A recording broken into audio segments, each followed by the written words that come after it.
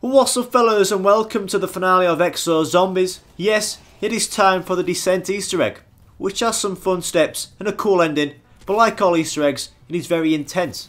And I almost died towards the end, but fortunately I didn't die, and now it is time to show you each and every step as clear as I can. Also with my personal techniques to help this Easter egg a little easier. So let's begin.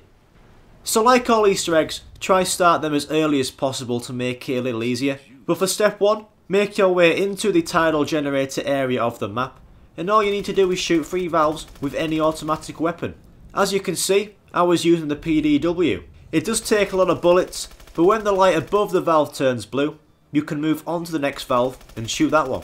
When all 3 valves are blue, on the spiral staircase, 2 doors will open up. Go inside and press X on the screen. You will then get some dialogue from Angie, and when she stops speaking you go press X on it again, and Angie will say access denied, don't quit your day job. Bit harsh like, but if you hear that, that means step 1 is done and you can move on to the next step.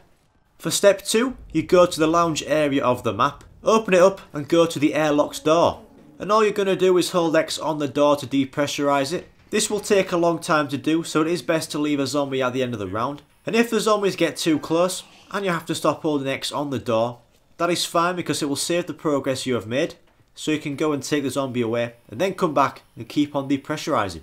When you have finished it, you can't go through the door yet because you need to get into a Goliath to be able to go through the door. At round 8 or 9, a Goliath should drop into the map, and when it does, leave some zombies at the end of the round and go get into the Goliath. Now make your way to the door you depressurised, hold X on the door, and now you'll be able to get outside the map. All you do is follow the path, and when you come across the zombie, just punch him away using the melee button, and then carry on walking until you reach the bright red button. Press X on the red button and it will change to a blue colour. Now you can walk back to the depressurised room and get back into the map and go on to the next step. So for step 3, Oz will give you the drone challenge. This drone challenge will be given to you the round after you did step 2 in the Goliath. And for the drone challenge, there are 5 flying treasure drones you need to find and destroy. You have a fixed amount of time to do this in, so find and destroy these 5 treasure drones as fast as you can. The best way to do this is don't kill any zombies because you don't want the zombies dying out. And all you do is go looking around the map for these drones. They will spawn in certain areas, so when you get used to where they spawn, it will be a little easier. The best weapons to use to destroy the drones are the cauterizer or the OHM in shotgun mode. The drones you need to shoot won't have a power up inside, but they will still try fly away. If you fail to destroy them quick enough, you'll have to wait until the next round to try again. But when you destroy all 5, at the start of the next round it will say challenge success, and you can now move on to step 4. For step 4 you need to go to the Galleria area of the map, and next to this broken aquarium on the wall is some sort of meter with numbers on. You have to get from 0 to 100, and the way you do it is by getting one of the EMZ zombies to hit you while you are standing next to the generator. When the EMZ zombie hits you, instead of you taking damage, the generator will soak up the electricity from that EMZ and it will kill the zombie. It sounds simple does this step fellas, but this one nearly downed me many times because you have all the other zombies to contend with. So the best thing to do is hoard the zombies. Hoard the zombies and follow the route I take here. The route takes you around the map and then eventually past the generator. So while you are hoarding the zombies, shoot all the non-EMZ zombies. If you see one of the EMZ zombies in your horde, try and avoid killing that zombie and try kill the rest. By doing this it will make it easier for that EMZ zombie to hit you near the generator. On the generator you can see 0 to 100. Each EMZ zombie you add to this meter will go towards that 100.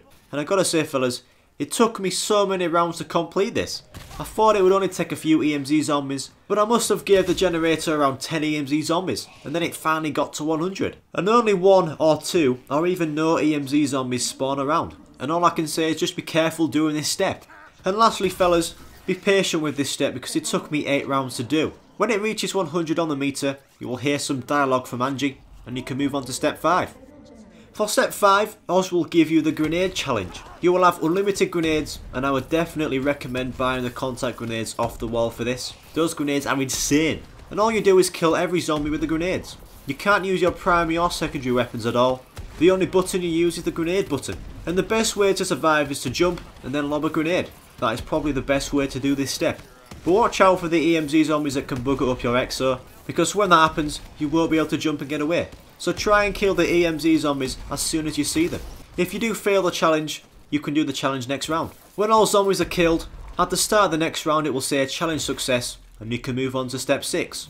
So for step 6 you need to leave about 3 zombies at the end of the round because this can take some time to do. You go up to the spawn area and step out onto the balcony that's overlooking the ocean, and you should see these floating platforms above the water, and all you need to do is jump onto each platform until you reach the last platform which has the arrow on it. When you reach the platform with the arrow on, it will send you back to the balcony, and then the floating platforms will change into another puzzle which keeps getting harder. If you fall in the water and miss a platform, you won't die. You will just be sent back to the balcony to have another go. There are around 8 different puzzles to complete, and you can get stuck on a few, but the one I struggled on was this. So for this puzzle, you can see that it looks like you can't reach the end platform. But the way to do it is by getting onto the first platform, and now run and crouch and that will jet you forward, and when you reach the end of the platform you then jump once. You then jump again to gain more height, and before you're about to hit the water, you push the left analog stick forward, so you jet forward again, and that will get you onto the end platform. And also when I was doing this puzzle, when I fell in the water, some of the platforms just didn't reappear. So all I did was jump into the water and it reset itself. It will take a few goes, but you should be able to do it. So keep on completing these floating puzzles and eventually you'll hear some dialogue from Angie and you can move on to the next step. So for step 7 is another Oz challenge, and this one's called the move challenge. What happens is that anytime you move, you will lose points. Standing still as much as you can is the best way to do this, but on high rounds you can't stand still, can you? So the best thing to do is either hold the zombies around the map or stay in one area and kill them there. You do get points like you always have when killing zombies. When you are moving and your points go down, all you do is kill zombies to get your points back up. If your points reach 0, you will lose the challenge and you have to start the challenge the next round. If you follow these steps correctly, at the start of the next round it will say a challenge success and you can move on to the next step. For step 8, you now need to go to the reception area and you will see a desk with 4 computers on. You will see a flashing light on them, and what it basically is Simon Says. So leave a crawler at the end of the round and go to these computers. At first, you will only see one computer screen flashing. To start Simon Says, just press X on that flashing computer, and now the pattern will start. And all you're going to do is watch the pattern and then press X on the computer screens in the order the pattern was shown. It sounds simple, but it can be frustrating, especially with the zombie hitting you. And towards the end of the pattern will be quite long, so you might forget some of the order. If you do bugger up, the pattern will reset and you start again. When you complete the pattern, you will hear the computers make a cool diddly sound, and then Angie will say power converted to tidal generator. When this happens, you can move on to step 9. On to step 9 now fellas, and this one was very tough for me, and I found a good way to complete this step. But first, I'll tell you what happens in this step. The next round another challenge will be given to you by Oz, and this one's called the Friendly Fire Challenge, and all you need to do is avoid the AI bots that will spawn into the map. The AI bots can be seen at all time, and they are the characters you play as in Exo Zombies. They will come into the map and help you out by killing some zombies, which is great, but when they see you, they will start popping shots at you, so you have to try avoid them as much as you can. The best way to complete this step is by not going down. All you have to do is avoid them, and my tactic was to go to the spawn area, and there is a teleporter. When the AI bots start coming to you, you get ready to go through the teleporter, and then as soon as they see you, go through that teleporter, and it will teleport you to the other side of the map where Exo Health is. The reason why this is a good tactic is because when you teleport, the AI bots will have to travel all the way to the other side of the map where you are, which means they can't down you because they are nowhere near you. And on the way to you, they will kill zombies for you as well. But eventually, they will get close to you again, and all you do is use a teleporter. Just make sure you have a lot of points, because if you use the teleporter loads of times in one round, it will cost 2 grand each time you use it. So to sum up this challenge, you have to avoid the AI bots, teleport as soon as they get close to you, and make sure you have lots of points for the teleporters. And if you avoid them, at the start of the next round, the AI bots will bugger off and it will say challenge success, and you can move on to step 10. So what you want to do is go back to the tidal generator room, and you'll see this board with numbers on. The way this works is that each row of numbers means something. I'll freeze this and explain to you what this all means. So the top numbers will stay the same throughout this step, and each top number means something. But the bottom numbers will change depending on your actions in the game. All you need to do is match the bottom numbers with the top numbers. Yeah, sounds easy. But you need to know what each row of numbers mean. So from left to right fellas, the first number is Exo Slam boosts. This means that every time you use Exo Slam, the bottom number will go up by 1. On to the second number, and the second number is player jumps. Whenever you jump once, the bottom number will go up by 1. The third number is grenade purchases. Every time you purchase a grenade off the wall, the bottom number will go up by 1.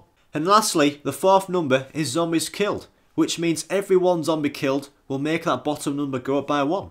The bottom number only goes up to 9 and then it will reset to 1. So now you know what each row of numbers mean, you can now complete this step. The best way to approach this is by doing the hard ones first. Start off with the Exo Slam row and get those done. When you have them numbers matched up, I would go do the third number, which is grenade purchases. So go into the spa and just buy grenades off the wall until the third row of numbers match. The rows you have left are the player jumps and zombies killed. If I were you, I would leave around 10 zombies at the end of the round, and now go check the board again, and all you do is just kill enough zombies to match the fourth number. And then when that's done, you can do the second number, which is player jumps. When you match all the numbers on the board will disappear and Angie will say some dialogue. And when you hear that, you can move on to step 12. Right fellas, step 12, and we are on to the last challenge set by Oz. And it is pretty self-explanatory. The next round, after completing the numbers step, you will be given the Mayhem rocket launcher. You can't use any other weapon, you have to get every kill with the Mayhem rocket launcher. Just like the grenade challenge, watch out for the EMZ zombies that bugger up your exosuit, and also try and avoid shooting zombies that are close to you, or you will lose health from the rocket launcher explosion. All you need to do is complete this challenge and you can move on to the last step.